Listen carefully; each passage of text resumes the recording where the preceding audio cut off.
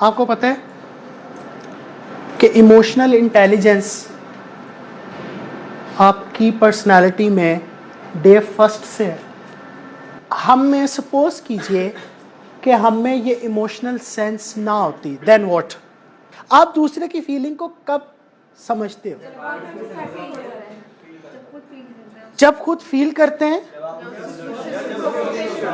जब आप एक्सपीरियंस कर चुके होते हैं, जब वो आपकी फीलिंग्स को इन्फ्लुएंस करता है, और जब आपको कोई रिलेशनशिप होता है ज़बरदस्त। और अब आप मुझे ये बताइए कि इंसान कंसर्न किससे होता है और एम्पैथेटिक किसके साथ होता है? जिसके साथ इमोशनल अटैचमेंट होती है। ये तो सर्कल बन गया ना। देखिए, बंदा एम्पैथेटिक क्या होता है? एम्पैथिक पता है किसी को क्या होता है? दूसरे को फील करवाना कि जो फीलिंग्स तुम्हारी हैं वही मेरी हैं। जब आप किसी को ये फील करवा देते हैं ना, तो आपकी बॉडी की रेज और उसकी बॉडी की रेज मिल जाती हैं। जब ये रेज मिलती हैं तो आपका रिलेशनशिप डेवलप होता है। वो रिलेशनशिप बहुत स्ट्रॉन्ग रिलेशनशिप होता है। वो रिलेशनशिप ऐसा रिलेशनशिप होता है फिर जिससे आप हर चीज़ शेयर करते हो। पता है आप हर चीज़ क्यों शेयर करते हो?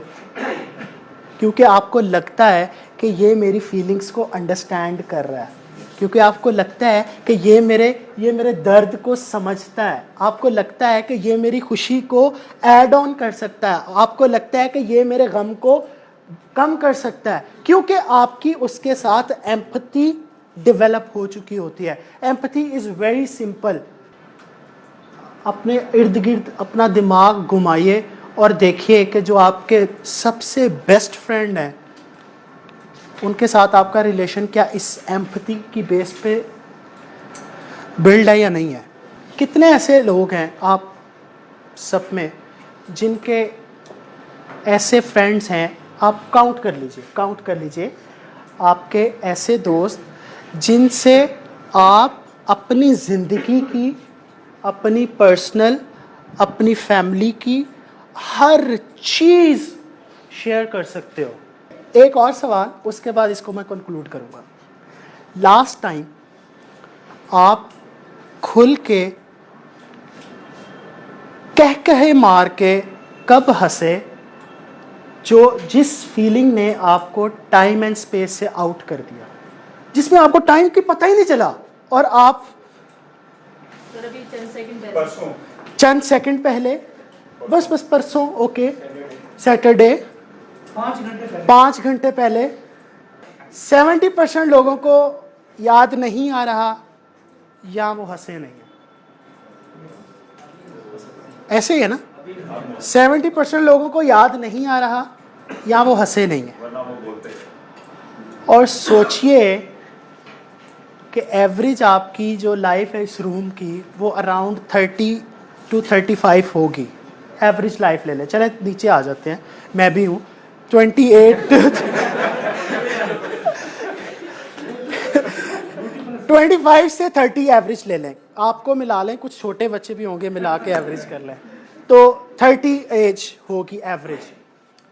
तो हमारी लाइफ कितनी मिजरेबल है कि हमारे पास 2 से ज़्यादा दोस्त नहीं है और हमें याद ही नहीं है हम हंसे कब है। हंसने से पता क्या होता है? हंसने से आपके चेहरे पे ग्लो आ जाता है। ग्लो होता है शाइन, ऐसा शाइन जिसको देख के लोगों में पॉजिटिव एनर्जी आती है। अगर आप माशरे में खुशी फैलाना जानते हैं ना, तो आपकी पर्सनालिटी में वो एग्जिबिट करती है, आपके चेहरे पे वो रौनक आती है। जब आप हंसते हो आपके मसल्स रिलैक्स होते हैं। जब आपके मसल्स रिलैक्स होते हैं तो आपका स्ट्रेस लेवल जो है वो नीचे चला जाता है, और जब आपका स्ट्रेस लेवल नीचे जाता है तो आपकी प्रोडक्टिविटी और बढ़ जाती है। जब आपकी प्रोडक्टिविटी बढ़ जाती है तो आपको अच्छी जॉब भी मिलती है, आपको अच्छे इंक्रीमेंट्स भी मिलते हैं, आपको अच्छे ऑर्डर्स भी मिलते हैं, आपका बिजनेस भी चमकता है, आपके एम्प्लॉय भी खुश रहते हैं, आपके सबॉर्डिनेट भी खुश रहते हैं, आपकी टीम भी आपके लिए दुआ करती है। अगर आप खुद नहीं हंसेंगे तो घर में कौन हंसेगा?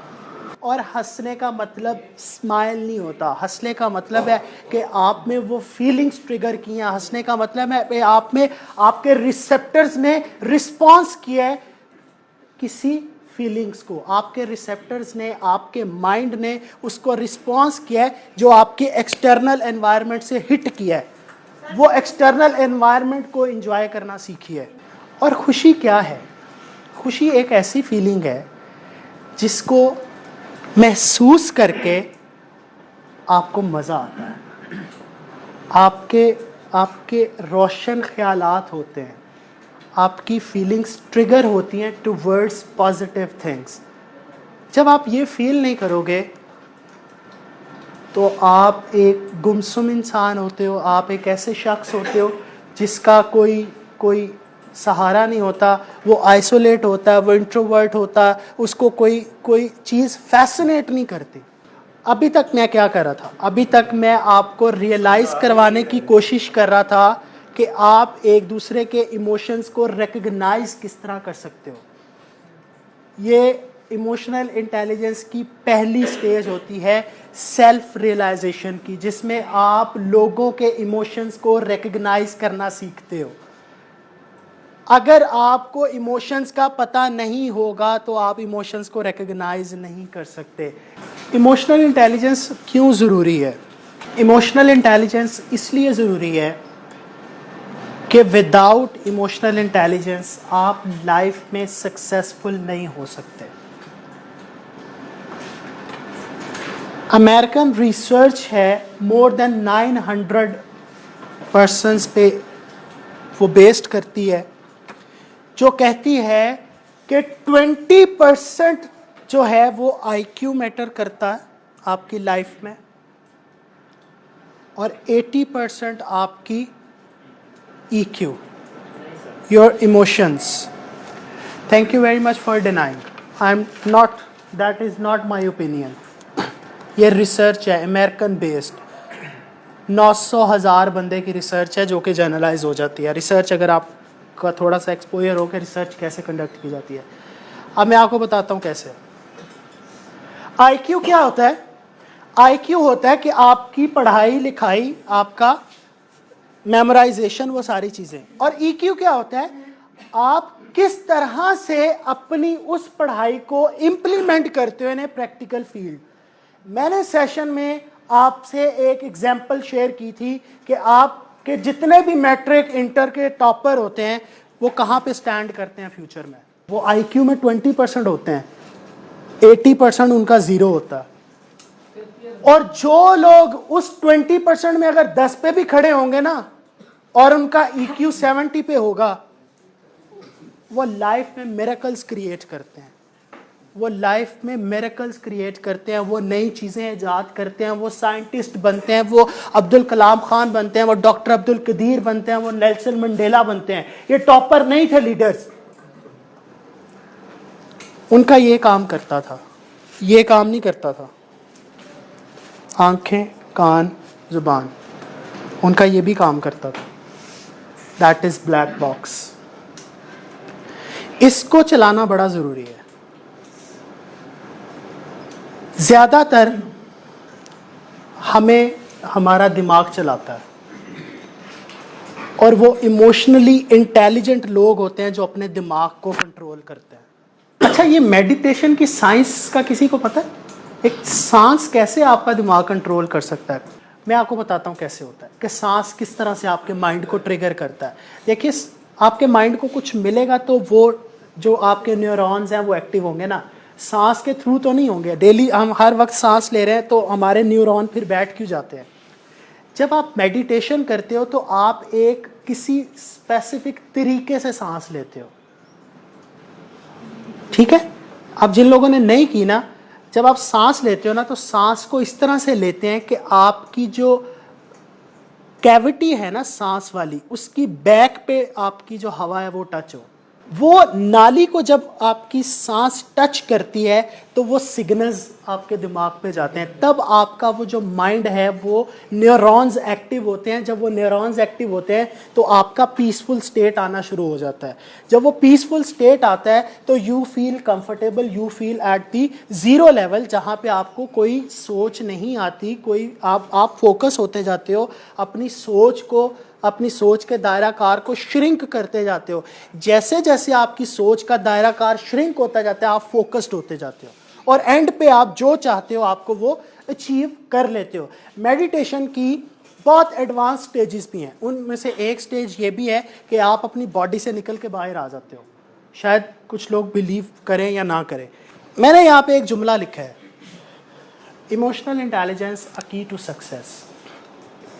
इमोशनल इंटेलिजेंस मैंने आपको सेशन के स्टार्ट में बताया कि आपके अंदर डे फर्स्ट से है, सिर्फ उसको रिकग्नाइज करने की ज़रूरत होती है, उसको सिर्फ स्ट्रीमलाइन करने की ज़रूरत होती है। इंसान के ना दो कंसर्न्स होते हैं, एक होता है कंसर्न, एक होता है आपका इंटरेस्ट, एरिया ऑफ इन्फ्लुएंस और एरिया ऑफ कंसर्न।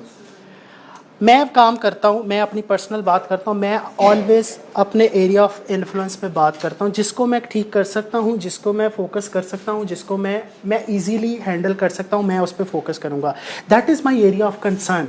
यस, मेरे बच्चे की एजुकेशन ख़राब होगी, यस मेरे बच्चे की तरबियत ख़राब होगी, लेकिन मैं उसको चेंज कर नहीं सकता।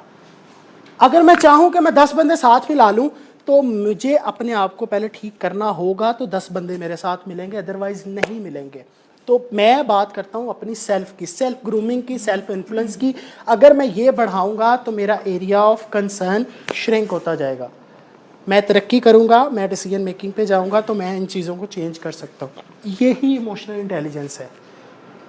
फोकस आपका किस चीज़ पे है? हम लोगों का फोकस जो है वो दूसरों पे है। पेट्रोल महंगा हो गया, बम धमाके हो गए, तबाही मच गई।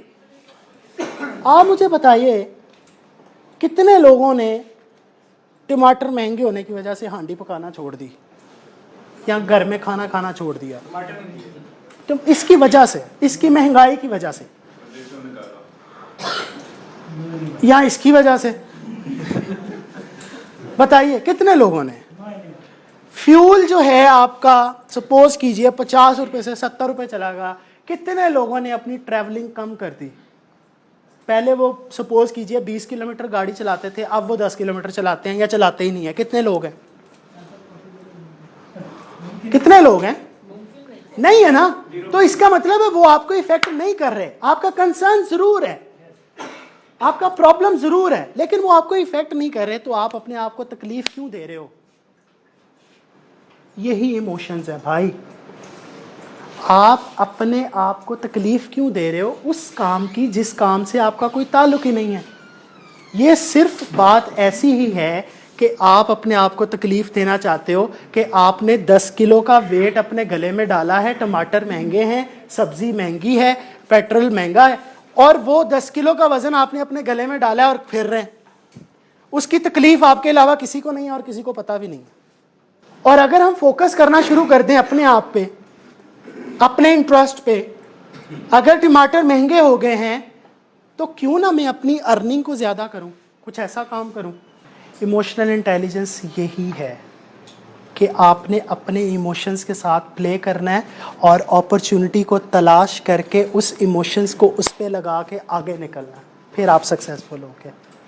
इमोशनल इंटेलिजेंस डेफिनेशन में नहीं पड़ी, इमोशनल इंटेलिजेंस इन बातों में है। इमोशनल इंटेलिजेंस आपके इस कमरे में है, आपके इस एनवायरनमेंट में है। फील करके देखो, उस स्टेज पे आ जाओ जब फील करोगे। जब फील ही नहीं करना तो डेफिनेशन आपकी लाइफ नहीं बदल सकती। ये स्लाइड कुछ नहीं है, इट्स अ टेक्नोलॉजी। प्लीज अपने फ्रेम ऑफ माइंड को खोलिए और सोचिए कि इससे बाहर भी कुछ है। स्लाइड्स आपको कंसर्न कर देंगी, आपको रिस्ट्रिक्ट कर देंगी कि ये सिर्फ अंग्रेजी के 4 लफ्ज पढ़ने हैं। इमोशनल इंटेलिजेंस की टू सक्सेस, बस इसके अलावा आप कुछ नहीं सोचेंगे। आपके एनवायरनमेंट में वो जज्बा है, अपने एनवायरनमेंट को फील तो कीजिए, वो एनर्जी एब्जॉर्ब तो कीजिए, आपको पता चलेगा कि आपकी लाइफ में बदलाव क्या आएगा। और हमारे पास एक्सक्यूज होता है we don't have time. Time पता है आपके पास किसके लिए नहीं? अपने लिए टाइम नहीं। जो अपने लिए टाइम नहीं निकाल सकता वो अपने इमोशंस क्या बिल्ड करेगा? वो लोगों को सक्सेसफुल क्या करेगा? वो खुद क्या सक्सेसफुल होगा? जिसके पास अपने लिए टाइम ही नहीं है, जिसके पास अपनी अंडरस्टैंडिंग ही नहीं है, जिसके पास अपने आप को समझने का टाइम ही नहीं है। आपने तो अपने आप को नहीं समझा अभी तक, जिंदगी के इतने सालों बाद, और आप चले हैं दुनिया को बदलने। दुनिया को बदलेंगे भाई, अपने आप को तो बदल लो, अपने आप को तो समझ लो। और अभी तक हम सिर्फ फंसे हैं कि डेफिनेशन क्या है इमोशनल इंटेलिजेंस की। ये इमोशंस हैं भाई जिनको आप यूटिलाइज कर सकते हो अपनी सक्सेस के लिए, अपनी पावर के लिए। Emotions is a wonderful power जिसको दुनिया की कोई ताकत नहीं रोक सकती। वो पैशन, वो जज्बा है। इमोशंस वो जज्बा है यार, वो पैशन है जो आपको आपके एम की तरफ लेके जाता है, जो सामने खड़ी आपकी सारी दीवारें तोड़ देता है। वो जज्बा, उसको कहते हैं इमोशंस। और उसको कैसे तोड़ना है? उसको कहते हैं इंटेलिजेंस। इमोशनल इंटेलिजेंस जिसके थ्रू आप दुनिया को कॉन्कर करते हैं। हमारे रसूल से ज्यादा बड़ा इमोशनल इंटेलिजेंट इंसान कोई नहीं था। उन्होंने किया क्या है यार, पता है किसी को? अपने किरदार से। और किरदार कहां से आते हैं? इमोशन से। पूरी दुनिया को बदल के रख दिया, पूरी दुनिया को। उस सोसाइटी में रेवोल्यूशन लेके आए जिस सोसाइटी में लड़कियों को कत्ल कर दिया जाता था। और हम लोग बैठे आज यही सोच रहे हैं कि इमोशंस होते क्या हैं। भाई everything is with in you, आपके अंदर सब कुछ है यार। सर्च करने की कोशिश तो करो, अपने आप को टाइम देने की कोशिश तो करो। अपने आप के लिए टाइम नहीं है आपको तो क्या करोगे लाइफ में? कुछ भी नहीं करोगे। अपने आप को टाइम देना सीखो, फिर आपको पता चलेगा कि लाइफ कितनी मजे की। अपने आप के साथ हमारे जो रिलीजियस स्कॉलर हैं, Syed Bilal Qutub, I am the follower, वो कहते हैं कि आपको अगर अपने आप को जानना है ना तो एटलीस्ट 10 डेज अपने आप के साथ एक रूम में गुजारें जहाँ पे कुछ करने को नहीं है, ना टेक्नोलॉजी है, ना बुक्स है, ना टीवी है। तो फिर देखना क्या होता। और जो इंसान अपने साथ टाइम नहीं गुजार सकता, और सोचिए लोग उसको कैसे बर्दाश्त करते होंगे जब वो उनके साथ टाइम गुजारता होगा। सोचिए, हम तो अपने साथ अपनी सेल्फ के साथ टाइम नहीं गुजार सकते। हम पता है अपनी लाइफ को इतना मिजरेबल बना देते हैं। आप सारे लोग ऑलमोस्ट अर्निंग करते हैं, ठीक? हो सकता है कोई स्टूडेंट भी हो। मुझे ये बताइए कि आप अपनी अर्निंग का कितने % हिस्सा अपनी सेल्फ पे लगाते हैं? सेल्फ में कोई फैमिली नहीं आती, सेल्फ में सिर्फ आप हैं। कितने % लगाते हैं? Not more than 10%। ऐसे है ना, अगर एवरेज कर लिया जाए। मैं बहुत ज़्यादा बता रहा हूँ, बहुत ज़्यादा बता रहा हूँ। रिसर्च कहती है 3 से 4%। देखिए, आप खुश नहीं हैं, आप हेल्दी नहीं हैं, पीछे आपकी फैमिली का कौन ख्याल रखेगा? कौन कौन सा ख्याल इंश्योरेंस पॉलिसी रखेगी भाई? कौन कौन सा ख्याल रखेगा?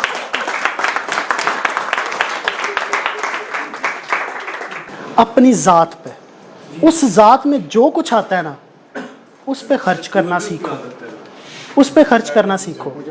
अगर आपको लगता है ना कि मेरी जात के लिए मेरे पास फाइनेंसिस कम है, तो फिर फाइनेंसिस को जनरेट करो, फाइनेंसिस को जनरेट करो। और यही तो सक्सेस है यार, यही तो सक्सेस है। किसी ने रिच डैड पुअर डैड पढ़ा? वो क्या कहता है? वो क्या कहता है? वो कहता है कि अमीर इंसान वही बनता है जिसके एक से ज़्यादा सोर्स ऑफ इनकम होता है। और हमारी सोसाइटी में 70% लोगों की सोर्स ऑफ इनकम सिर्फ एक होती है। सिर्फ एक।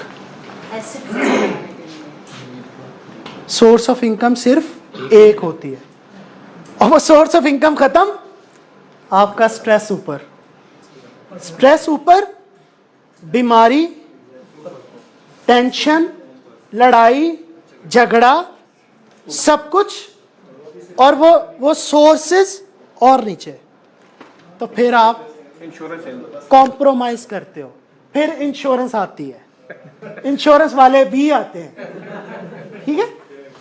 हमें अपने साथ रैशनली प्ले करना चाहिए। रैशनली प्ले करने के लिए हमें अपने माइंड का इस्तेमाल करना होता है। दिमाग के दो हिस्से होते हैं जहाँ पे इंफॉर्मेशन प्रोसेस होती है। I am talking about the biological perspective of emotions, जो कि आपके बैकबोन से होते हुए आपके इस वाले हिस्से में जाते हैं। सबसे पहले वो लिम्बिक ब्रेन में जाते हैं। लिम्बिक ब्रेन, जिसको कहते हैं इमोशनल ब्रेन, ऐसा हिस्सा दिमाग का जहां पे इंफॉर्मेशन आती है और वो फौरन रिएक्शन जनरेट कर देता है। आग को छुआ, फौरन पीछे, ठंडा हुआ, फौरन चमक गए, करंट लगा, फौरन चमक गए, गुस्सा आया, फौरन मुक्का मार दिया। ये कौन प्रोसेस करता है? आपके माइंड का लिम्बिक ब्रेन, वो पोर्शन जिसको लिम्बिक ब्रेन कहते हैं। अगर मैं फोटो खोल दूं तो आपको ज्यादा समझ आ जाएगा। आपकी इंफॉर्मेशन जो है वो स्पाइनल कॉर्ड से होती हुई आपके दिमाग में जाती है। इसको बोलते हैं फर्स्ट ब्रेन। फर्स्ट ब्रेन जो होता है वो आपकी प्रोटेक्शन करता है। समटाइम आपको अंदाजा होगा कि यहां पे आपको कोई चोट लगे तो इंसान फौरन बेहोश हो जाता है, ऐसे ही है ना। वो ऐसा ब्रेन होता है, हिस्सा ब्रेन का, जो आपकी प्रोटेक्शन करता है। जिसको लगता है कि आप ये पेन को बर्दाश्त नहीं कर पाएंगे, वो आपको सारा पेनलेस कर देता है। इसको बोलते हैं फर्स्ट ब्रेन। फर्स्ट ब्रेन से जो इंफॉर्मेशन है वो लिम्बिक में जाती है। लिम्बिक में वो प्रोसेस होती है। प्रोसेस का मतलब है कि वहां से वो जनरेट करेगा अपना रिस्पॉन्स। इससे पहले रिस्पॉन्स जनरेट नहीं होता। यहां तक फर्स्ट ब्रेन तक ब्रेन ऑटोमेटिकली खुद काम कर देता है, लेकिन जैसे ही वो इंफॉर्मेशन यहां पे जाएगी, यहां से रिस्पॉन्स जनरेट होगा। अब आपका एक सेंसिबल क्वेश्चन ये होना चाहिए था कि अगर ब्रेन ने यहां खुद प्रोसेस कर दिया है तो यहां भी तो खुद प्रोसेस कर सकता है। यहां से हमसे क्यों पूछ रहा है कि क्या डिसीजन करना है ना? क्वेश्चन है। माइंड के इस हिस्से में बादाम की तरह का एक हिस्सा होता है जिसको बोलते हैं अमिगडाला। अमिगडाला होता है यहाँ पे एक बादाम की शक्ल का एक हिस्सा होता है। उसमें आपकी मेमोरी डे ऑफ कंसीविंग से टिल 5 इयर्स तक स्टोर होती है। अब जैसे बेबी बर्थ होता है, उससे पहले डे ऑफ कंसीविंग की बात कर रहा हूँ, राइट? वहां से लेके आपकी बेबी बर्थ टिल 5 इयर्स तक ये मेमोरी स्टोर होती रहती है। इसमें स्टोर क्या होता है? इसमें स्टोर होता है एक्शंस, रिएक्शंस, कॉन्टेक्स्ट। आप देखिए, जैसे ही ड्यूरिंग प्रेगनेंसी अगर मदर ने कोई रिएक्शन किया, सपोज उसने छिपकली देखी, छिपकली देख के वो डर गई, वो अमिगडाला में एज कॉन्टेक्स्ट के उसने छिपकली देखी थी तो वो डर गई, वो सारे का सारा स्टोर हो जाता है और वो बेबी की पर्सनालिटी में आता है।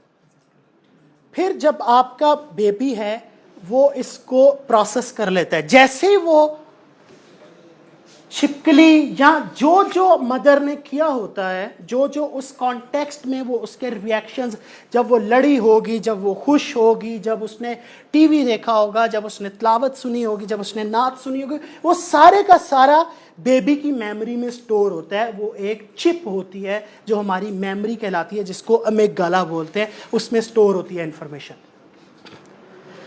वो इंफॉर्मेशन हमें बताती है कि आपके पहले कॉन्टेक्स्ट में क्या सेफ है, इसमें क्या रिएक्शन करना है। अगर हमारे पेरेंट्स ने उस सिचुएशन में रिएक्ट किया होगा तो बच्चा भी रिएक्ट करेगा। इसलिए इमोशनल ब्रेन जो है वो आपको टाइम देता है अपना रिस्पॉन्स जनरेट करने का। इंफॉर्मेशन स्पाइनल कॉर्ड से इमोशनल ब्रेन में 15 मिली सेकेंड्स में पहुंचती है। सपोज मैंने भाईजान को थप्पड़ मारा, अब ये सेंसेस जो हैं इसके इमोशनल ब्रेन में विद इन 15 मिली सेकेंड्स पहुंच जाएंगी, और ये विद इन 15 मिली सेकेंड कोई भी रिस्पॉन्स जनरेट कर सकता है। वो बैकफायर कर सकता है, वो होल्ड कर सकता है, वो कुछ भी कर सकता है। इसको बोलते हैं इमोशनल ब्रेन। एक यहां पे आपकी इंफॉर्मेशन प्रोसेस होती है। दूसरा, अगर आपने यहां पे अपने रिस्पॉन्स को, अपने एक्शंस को परफॉर्म नहीं किया, होल्ड कर लिया, तो आपकी वो इंफॉर्मेशन जो है वो रैशनल ब्रेन में चली जाती है। रैशनल ब्रेन में इंफॉर्मेशन 25 मिली सेकेंड्स में जाती है। फिर रैशनल ब्रेन क्या करता है? रैशनल ब्रेन उसको प्रोसेस करता है और उसका रैशनल रिस्पॉन्स जनरेट करता है। इसलिए अब आपको वो हदीस याद आनी चाहिए रसूल की सल्लल्लाहु अलैहि वसल्लम की, कि जब आपको गुस्सा आए तो पानी पी लिया करो। अगर आप खड़े हो तो बैठ जाओ, बैठे हो तो पानी पी लो, पानी पी लिया तो लेट जाओ। मतलब अपने रिस्पॉन्स जनरेट करने को टाइम दो, ताकि आप अच्छा रिस्पॉन्स जनरेट कर सकें। जल्दी का रिस्पॉन्स हमेशा रिवर्ट करता है, आपको नदामत होती है। That is emotional brain and rational brain. अब इमोशनल इंटेलिजेंट लोग कौन होते हैं? जो अपने रैशनल ब्रेन को यूज करते हैं और इमोशनल ब्रेन्स को टाइम नहीं देते अपना रिस्पॉन्स जनरेट करने के लिए। उन लोगों को इमोशनल इंटेलिजेंट लोग बोलते हैं। इसलिए जितने भी आप अपनी लाइफ में सक्सेसफुल इमोशनल इंटेलिजेंट लोग देखेंगे, वो सारे तहम्मुल मिजाज होंगे। उन सारों की पर्सनालिटी में सब्र होगा, पेशेंस होगा। वो अपने डिसीजंस करते वक्त सोचते हैं। और अली पाक रज़ी अल्लाह तआला अन्हु का भी यही है कि खुशी में या गम में कोई फैसला ना करो, क्योंकि उस वक्त आपका ये ब्रेन एक्टिव होता है। इमोशंस हुए होते हैं, आप भंगड़े डाल रहे होते हैं, आप रो रहे होते हैं, और उसको टाइम नहीं देते आप प्रोसेस करने का इंफॉर्मेशन को। और जब आप रैशनल ब्रेन में इंफॉर्मेशन को जाने देते हैं तो आप अपने रिस्पॉन्स जनरेट करते हैं। ऐसे रिस्पॉन्स जो आपको सक्सेस की तरफ लेके जाते हैं, ऐसे रिस्पॉन्स जिससे आपको प्रॉफिटेबिलिटी होती है, ऐसे रिस्पॉन्स जिससे आपकी तरक्की होती है, ऐसे रिस्पॉन्स जिससे आप ट्रेनर बनते हैं। इसको बोलते हैं हमारा biological structure of emotional process. मैं आपको सिर्फ ये बताना चाह रहा हूं इस पूरे सेशन में कि आपको अपने इमोशंस को यूटिलाइज कैसे करना है। बस best way to utilize your emotions in a positive energy from a negative energy. Emotions की एनर्जी इतनी पावरफुल, इतनी स्ट्रांग होती है कि पूरी दुनिया की कोई भी ताकत इसको नहीं रोक सकती आने से। पूरी दुनिया की कोई ताकत आपके इमोशंस को कंट्रोल नहीं कर सकती एक्सेप्ट यू। ये बात याद रखिएगा, ये इतनी पावरफुल एनर्जी है। और हम इस पावरफुल एनर्जी को अगर पॉजिटिव साइड पे लगाएंगे तो हम चैंपियंस बन सकते हैं, हम लीडर्स बन सकते हैं, सक्सेसफुल बन सकते हैं। अगर आप अपने इमोशंस पे कंट्रोल करना सीख जाओगे, आप अपने रिस्पॉन्स पे कंट्रोल करना सीख जाओगे, आप अपनी फीलिंग्स पे कंट्रोल करना सीख जाओगे, आपकी लाइफ आसान हो जाएगी। आप बड़े सुकून में आ जाओगे, आपको बड़ी टेंशन नहीं हुआ करेगी किसी चीज की, किसी दूसरे के अमल से आप अपने आप को दुखी नहीं करोगे। फाइनल, ये पूरा क्रक्स है। जो इमोशनल इंटेलिजेंट इंसान होता है ना, उसकी ये 4 कॉम्पिटेंसीज हैं। पहली 2 जो हैं वो सेल्फ, उसके अपने ज़ात से रिलेटेड है। दूसरी जो है वो उसकी सोसाइटी से रिलेटेड है। ये सारा साइंटिफिक है जिसको हमने प्रोसेस करके मैनेजमेंट वे में आपके प्रेजेंट करे। जो सेल्फ इमोशनल, जो सेल्फ सेंटर्ड या इमोशनल इंटेलिजेंट लोग होते हैं ना, वो सबसे पहले अपने ऊपर काम करते हैं। सेल्फ अवेयरनेस होती है उनको। सेल्फ अवेयरनेस क्या होती है?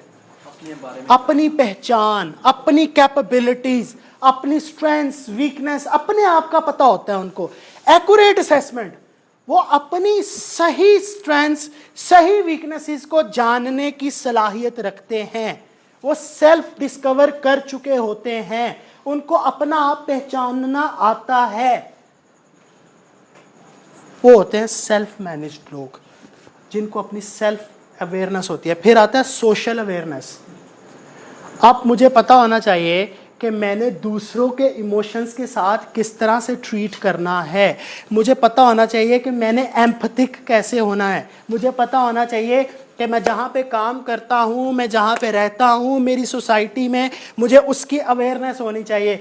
मुझे सर्विस ओरिएंटेशन होनी चाहिए। सर्विस ओरिएंटेशन जज्बा काम करने का, कुछ करने का, वो मेरे में होना चाहिए। और फिर उसके बाद आती है रेगुलेशन। किस तरह मैं उसको रेगुलेट कर पाऊंगा, किस तरह से मैं सोसाइटी के साथ मिल पाऊंगा, किस तरह से मैं उसको प्रैक्टिकल कर पाऊंगा। फिर आता है सेल्फ मैनेजमेंट, कि आप अपने आप को मैनेज करो। सेल्फ कंट्रोल, अपने इमोशंस को कंट्रोल करो लोगों के मुताबिक, सोसाइटी के मुताबिक, कल्चर के मुताबिक, एनवायरनमेंट के मुताबिक। फिर आता है ट्रांसपेरेंसी, ट्रांसपेरेंट, ऑनेस्ट, इंटेग्रिटी, वो आपकी मैटर करती है। How honest, how integral you are. What is the difference between honesty and integrity? Anyone? I think honesty is related to others and integrity is with your own self. जबरदस्त, जबरदस्त। A big round of applause with this. Thank you. Honesty क्या है? Honesty, how honest, ईमानदार you are with others. Integrity, आप अपने साथ कितने ईमानदार हैं, कैसा? अब आप सोचेंगे कि अपने साथ में क्या ईमानदारी करूंगा या करूंगी, है ना? अपने साथ आप ईमानदार हैं। हम अपने साथ झूठ बोलते हैं, पता है आपको? आपको आसान एग्जांपल में बताता हूं। रात को 12 बज गए, आप सड़क पे जा रहे और रेड लाइट ऑन है, सामने वार्डन खड़ा, आप खड़े हो गए। आप ऑनेस्ट है? ऑनेस्ट है? ठीक है, ऑनेस्ट। अब इंटेग्रिटी क्या है? 12 बज गए, वार्डन नहीं खड़ा, आप फिर भी खड़े हो गए। That is integrity. जब कोई नहीं देख रहा, तब आपको पता चलेगा how honest are you with yourself. That is integrity. You must be transparent, आपको पता हो। देन अडैप्टेबिलिटी, चेंज को एक्सेप्ट करो। जो मुआशरे में चेंज आ रही है, जो लोगों में चेंज आ रही है, जो सोसाइटी में चेंज आ रही है, जो आपकी ऑर्गेनाइजेशंस में चेंज आ रही है, एक्सेप्ट, अडॉप्टेबिलिटी, चेंज को एब्जॉर्ब करने का, चेंज को एक्सेप्ट करने का आप में जज्बा होना चाहिए। Then you are a self managed person. अगर आप इस चेंज का जज्बा नहीं है, चेंज को एक्सेप्ट करने का जज्बा नहीं है, आपकी लाइफ जो है वो आपको अच्छी तरह से रिस्पॉन्ड नहीं करेगी। क्योंकि हर दिन एनवायरनमेंट चेंज हो रहा है, हर दिन टेक्नोलॉजी चेंज हो रही है, हर दिन एजुकेशन, लर्निंग के कर्व, सब कुछ चेंज हो रहा है। आप कुछ नहीं कर सकते विदाउट अडॉप्टेबिलिटी।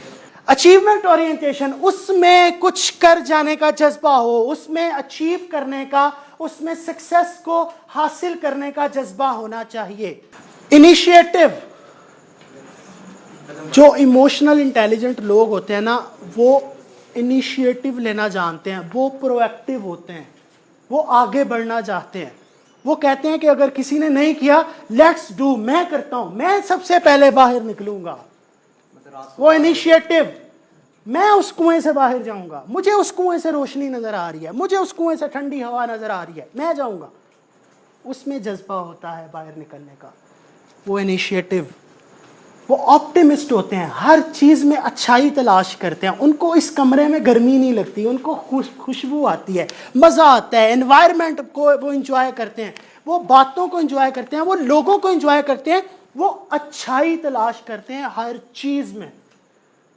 उनका फोकस पॉजिटिविटी होता है, उनका फोकस हर चीज़ में अच्छा, खूबसूरत, अच्छाई अच्छाई अच्छाई अच्छाई। उनकी ज़िंदगी का मकसद सब खूबसूरत, सब अच्छे, सब अच्छाई। वो प्रमोट करते हैं इस चीज़ को, वो ऑप्टिमिस्ट होते हैं। फिर रिलेशनशिप मैनेजमेंट, मैंने आपको पहले ही बता दिया, जो इमोशनल इंटेलिजेंट लोग होते हैं ना, उनके रिलेशनशिप बड़े स्ट्रॉन्ग होते हैं, उनके दोस्त बड़े पक्के होते हैं, उनके एम्प्लॉयज़ उनके साथ बड़े इंटैक्ट होते हैं, उनकी कंपनीज बहुत ज़्यादा आगे जाती हैं, वो बहुत अच्छे बिजनेसमैन होते हैं, वो बहुत अच्छे एम्प्लॉयज़ होते हैं, वो बहुत अच्छे डॉक्टर्स होते हैं, वो बहुत अच्छे इंजीनियर्स होते हैं। रिलेशनशिप, वो इन्फ्लुएंस करना जानते हैं, वो लोगों में जज्बा क्रिएट करते हैं, उनको इन्फ्लुएंस करते हैं, इंस्पायर करते हैं ताकि वो कुछ करें, ताकि वो लाइफ में कुछ बन के दिखाएं। उनको अपना इंटरेस्ट नहीं होता, वो लोगों को डेवलप करना चाहते हैं।